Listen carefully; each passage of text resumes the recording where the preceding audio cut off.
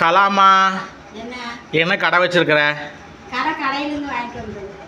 கடையில் போய் இன்னைக்கு மளிகை ஜாமானா? ஆமாம். ஏன்னா ஒன்றத்தையும் காணல, வீட்டில் இருக்குல்ல? ஆமாம். தேங்காய் இருக்கே வீட்டில் ஃப்ரிட்ஜில். வாங்கினேன். பத்தலை என்ன சவுண்டாக பேசு. பத்தாதல்ல, அதுதான் வாங்கினேன். என்னென்ன வாங்கிட்டு வந்திருக்கிற? பால், ஆ தயிர், ஆ தேங்காய், ஆ காப்பித்தூள், ஆ 2 முட்டை, ஆ வெங்காயம். ஆ முட்டை 2 போதுமா? இன்னும் 2 வீட்டில் இருக்குது.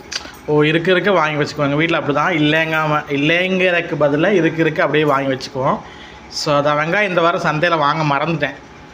அதனால் வெங்காயம் வந்து இது எவ்வளோ வந்திருக்கும்? வெங்காயம் 10 ரூபா இருக்குமா?